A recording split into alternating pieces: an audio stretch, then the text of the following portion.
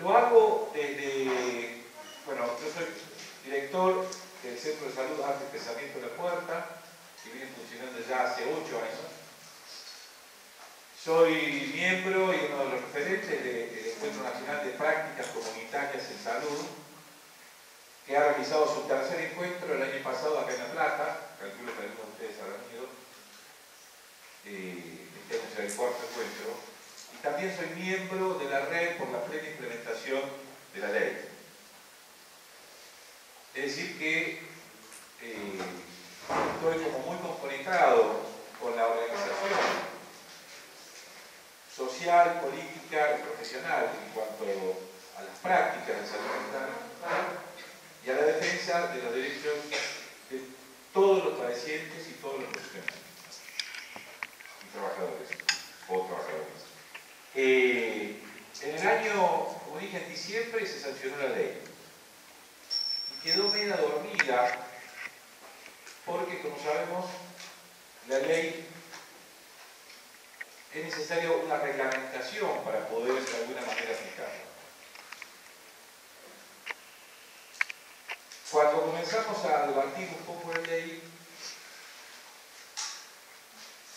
hallábamos que tenía unas cuantas limitaciones, que ahora pasaré a decir cuáles son, pero muchísimos compañeros, más ligados tal vez con la gestión del gobierno nacional, decían, no, hay que esperar que venga la reglamentación, porque la reglamentación es la que baja a tierra toda esta declaración. Creo que fue el 28 de mayo del año pasado que se sanciona la reglamentación, el decreto reglamentario. Y más o menos queda igual la cosa. No aparecen rectificaciones o concreciones respecto a la ley, con lo cual, por lo menos festejamos de que no revirtió el espíritu de la ley. Porque es una ley con un espíritu bastante amplio, progresista y comunitario. Entonces planteó, bueno, pero ahora hay que esperar el plan, porque el plan es el que termina de armar la cosa en concreto. El plan lo esperábamos para las caletas griegas. No sabemos bien por qué salió rápidamente en octubre del año pasado, 15 días antes del Encuentro Nacional de Prácticas Comunitarias en Salud. Y el plan, mejor no hablar del plan porque el plan es un mamarracho. Directamente no es un plan, cualquier cosa con el cual ni siquiera vale la pena pensarlo, tomarlo como plan. Con respecto a la ley, yo he repartido unos papelitos ahí donde hago un análisis de los avances y los límites de la ley. Lo he traído así para Herculés porque me parece muy importante que los trabajemos, los pensemos y los debatamos en todos los ámbitos posibles. El análisis está hecho, lo aclaro del vamos, desde la perspectiva de la salud mental comunitaria, en contraposición con el modelo médico hegemónico. El modelo médico hegemónico, para no abundar en tantos intríngulis y demás, básicamente tiene un criterio biologicista, ahistórico, de abordaje individual, y sobre todo fue mirando hacia un abordaje casi exclusivamente a través de psicofármacos, es decir, a través de la medicalización. La medicalización no es la administración de psicofármacos. El acto médico de la administración de psicofármacos es un acto médico como cualquier otro. La medicalización, es decir, que no podría llamar la medicación. La medicalización lo que apunta es el abuso de los psicofármacos y al abordaje casi exclusivamente a partir de los psicofármacos. En ese sentido es una mala praxis y que es la más usual y la que abunda en casi todas las prácticas de salud mental en este momento. Lo que significa el paradigma de la salud mental comunitaria es más complejo, pero bueno, es histórico, tiende a la organización o autoorganización de la comunidad, a romper los polos de agente y paciente, es decir, profesional y paciente, a crear ámbitos comunitarios de salud, de toda salud, no solamente mental. Y básicamente al respeto ético fundamental de las personas, no por una cuestión de derechos, sino incluso por una cuestión muchísimo más profunda. No es tan sencillo acompañar a un familiar cuando entra en crisis y la dejan sola porque el Estado no hace nada, salvo meterlo preso.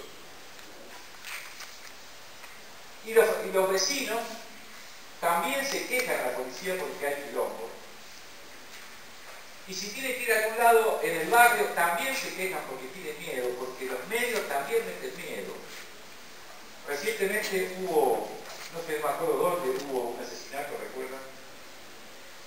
Creo que fue en Gesell, donde decían, el hijo de la pareja de la señora parece ser que tiene problemas mentales y ya lo enfocaban a esa persona, directamente por tener problemas mentales.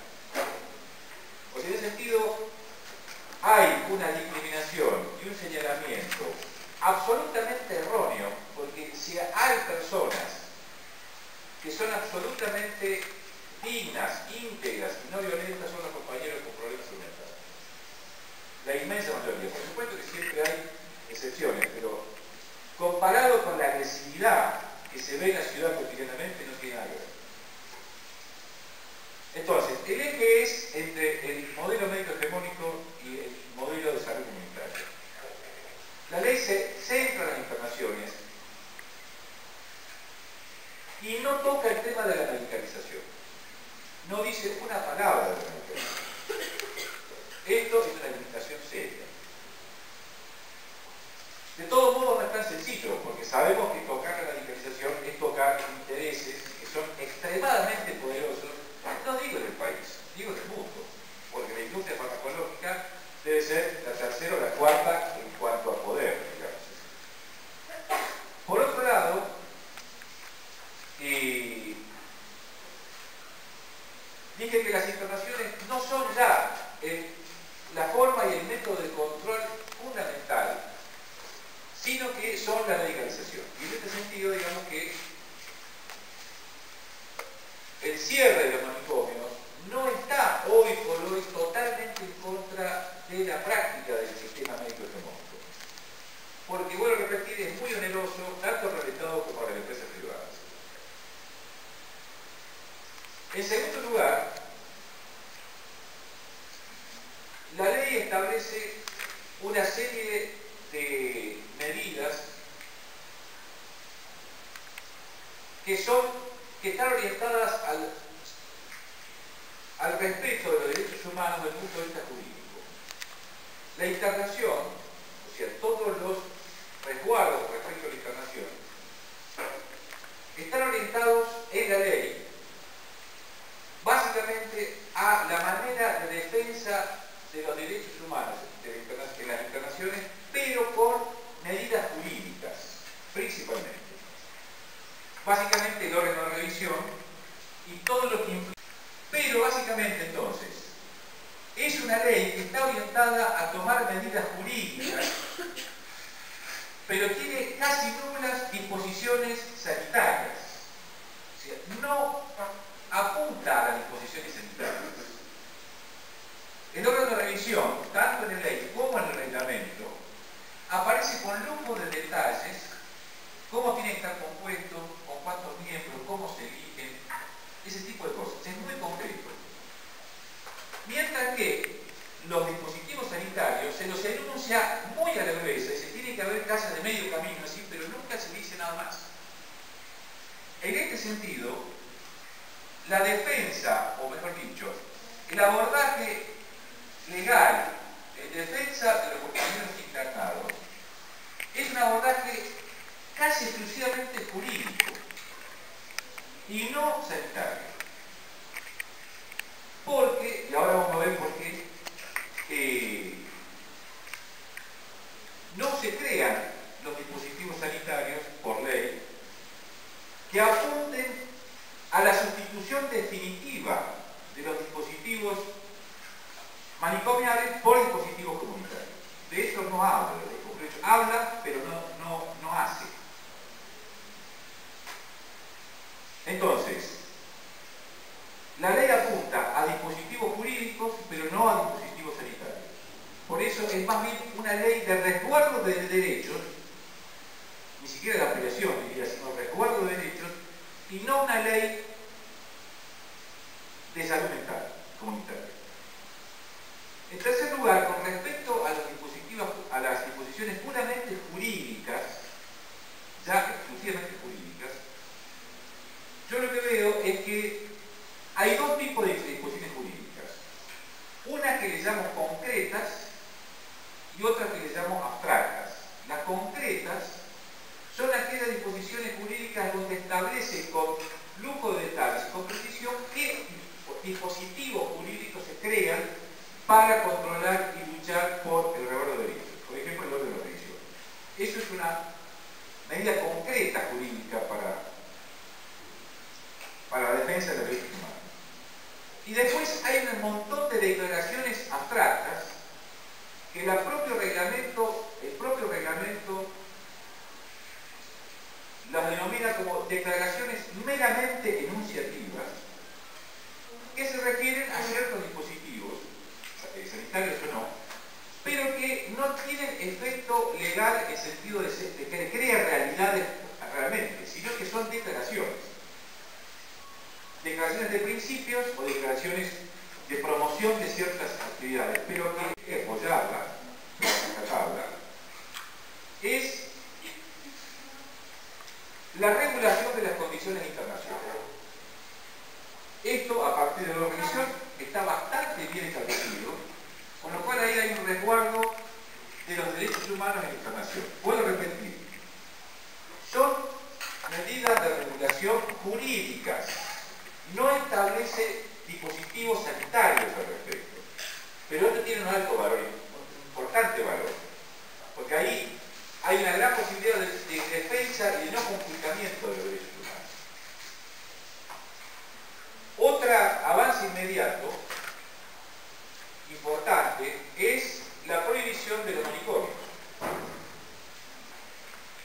Como saben, en el plan dice que a partir del 2015 el 20% será externado, en el 2000, creo que 18, el otro 30%, el 20, o sea, al 20 habría que cerrar los manicomios.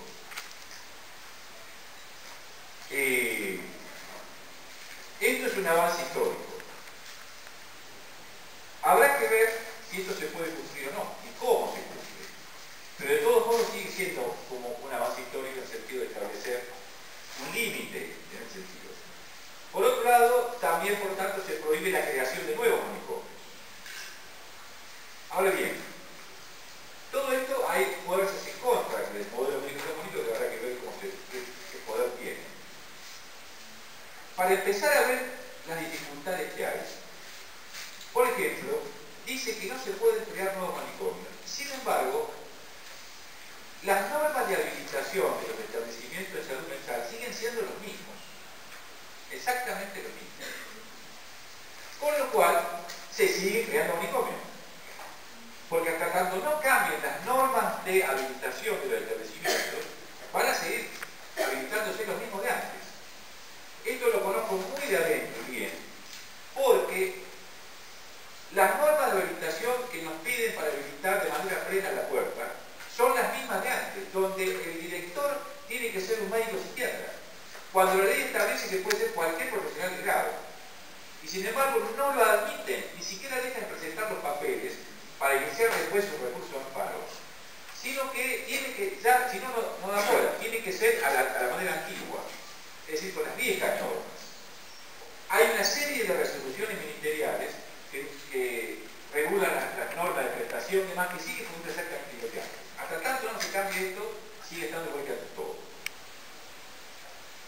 Esta es una dificultad y un límite que habrá que ver. Otro avance importante de ley, muy importante, es el tema del consentimiento informado. Esto sí que es muy, muy importante, porque establece que no se puede realizar ninguna práctica, la que sea, sin el consentimiento informado del usuario. Esto es clave. Y este es un punto legal, ético y clínico donde se juntan en un solo acto las tres cosas. Porque el punto de vista clínico y ético es decisivo porque la persona es la que decide si va a realizar o no algún tipo de práctica de salud. Y no se le puede imponer. Por lo cual este punto es un punto, a mí me parece que de gran importancia. Y por último, aunque sea de manera indirecta, otro avance importante es que la ley establece la igualdad de condiciones entre los profesionales de grado universitario para la gestión y dirección de los establecimientos de salud mental. Esto es un avance indirecto, porque, ¿por qué lo digo? Y ahí paso a los límites. Yo hablo con muchísima gente acerca de lo que la ley establece. Dios os disculpa, no les salgo esto. Algunas veces lo enuncian, pero de manera tan general que queda sobre el aire. Y esto es complicado, porque las clínicas privadas lo que están haciendo ahora, en vez de sacan el cartel que dice clínica y ponen un cartel que dice hospital de día.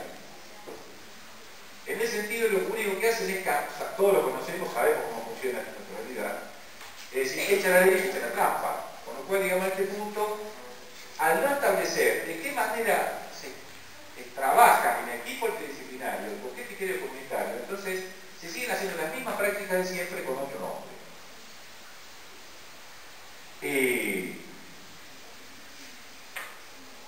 Ahora bien, ¿qué hacer ante todo esto? Y ahí vuelvo al problema al principio. Estamos en este momento crucial. Hay una ley, como no lo hubo nunca, que tiene declaraciones buenas, que tiene un marco, como da un marco ideológico interesante, y da resguardos jurídicos. Los resguardos jurídicos no es un piso general al cual subir al techo, como se dice usualmente, sino que es una parte. Y en esa parte está bastante completa, bastante desarrollada, que es la parte jurídica. Pero la salud mental no se resuelve con medidas jurídicas, se resuelve con medidas sanitarias. Y en este aspecto la ley es muy limitada. Entonces, ¿cómo hacemos con todo esto? No tenemos fuerzas, aún los que estamos más organizados más no tenemos fuerzas, para imponer un cambio de paradigma importante realmente, no tenemos fuerzas. Lo cual lo único que nos queda es, tomándonos de la ley, de la implementación de esta ley, básicamente referida a las externaciones, comenzar a trabajar hacia la construcción de una salud mental comunitaria. Esto quiere decir, en primer lugar, impulsar dispositivos sanitarios, no solamente jurídicos. Entonces, todo eso que está en declaración, bajarlos a tierra y empezar a trabajar sobre los dispositivos sanitarios. Entonces, al final de esto, de ese textito, yo pongo cuáles son algunos puntos, quizás principales, a tener en cuenta en la implementación real de la ley, además de ver la revisión, además que eso está todo bien, es, primera cuestión, peticionar que se haga público el censo de internados que establece el artículo, creo que 35, que nunca se hizo público y que tenía que haberse hecho ya en el 2011 y haberse una actualización nueva en el 2013 y no hay nada todavía. ¿Por qué? Porque sin saber el censo internado no sabemos cuántos internados hay que internar. El segundo punto, estimados aproximadamente, hay que hacer la externación efectiva del 30% de los internados de aquí a noviembre de 2015.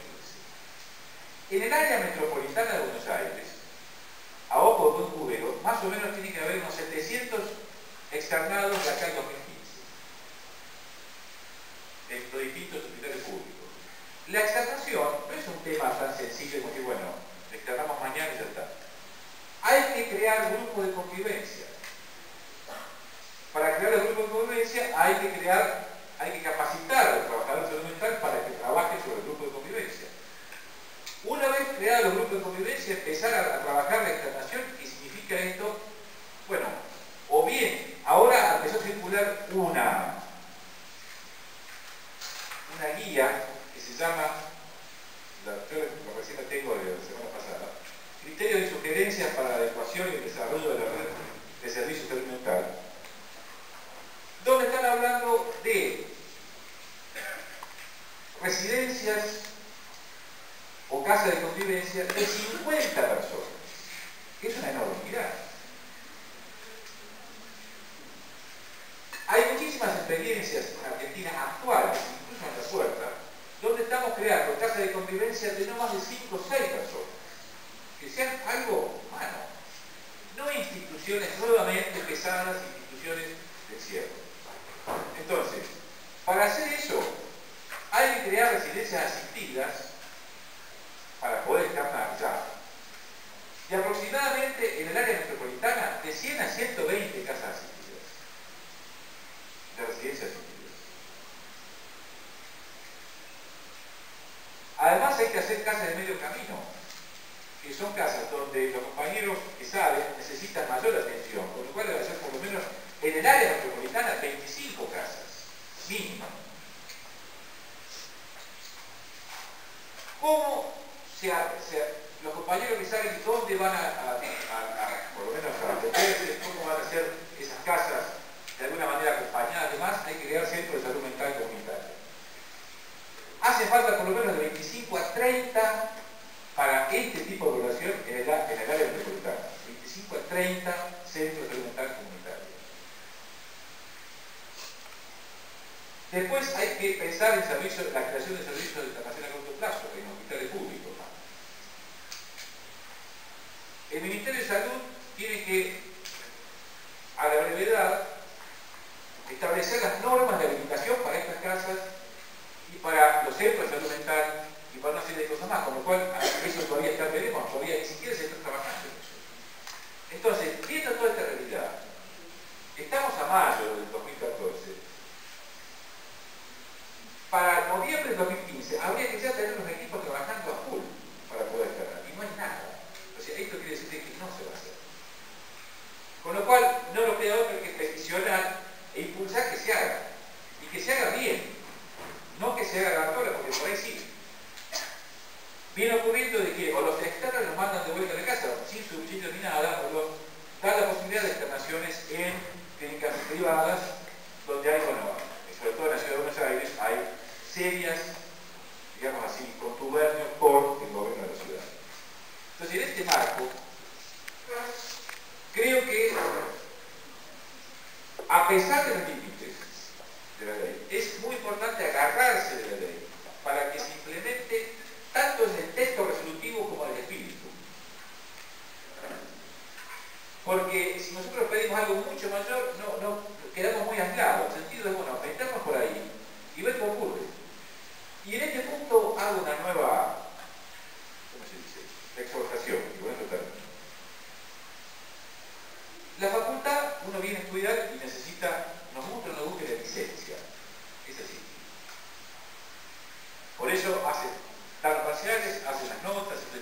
Porque la verdad que dar parciales y notas no tiene nada que ver con una evaluación efectiva y más o menos sensata de lo que uno va a elaborar. Todo el sistema de cátedras, el sistema de clases, además tampoco tiene nada que ver con un verdadero aprendizaje.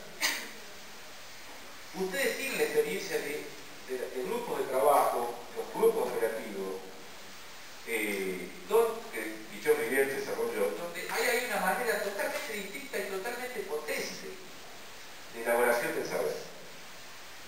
Entonces, en ese sentido, también en el área de la práctica asistencial o de rehabilitación, existe la posibilidad, digo a los compañeros que están recibidos por decir, también existe la posibilidad de crear centros de rehabilitación, centros de salud mental, a la manera en que cada uno pueda hacerlo. Yo, mi formación básica, mi núcleo ideológico fundamental, yo siempre pensé que fue el marxismo, y no, es el rock. Y el rock and roll, desde siempre, lo que dijo en Argentina, el rock nacional, dijo, compañeros, muchachos, hagamos bandas, cada uno con su banda. Yo diría, cada uno con su emprendimiento de salud mental, la que sea, puede ser rehabilitación, asistencia, emprendimiento, pero no esperemos de nadie, hagámoslo nosotros. Y en ese marco nos vamos a curar también nosotros. No vamos a esperar el papá que nos dé, sino curamos nosotros y somos capaces para hacer eso. Porque tampoco hace falta tanta, ni plata, ni esto y otro. Hace falta yo estoy seguro que todos los que estamos acá tenemos esa fe de energía, la tenemos. Porque además lo más extraordinario de hecho es que, y lo doy fe por la puerta, es que cuando uno comienza a hacer eso, las energías no se duplican, se quintuplican, y el entusiasmo se centuplica, y la fe mueve montañas. Necesitamos mover montañas si queremos realmente una salud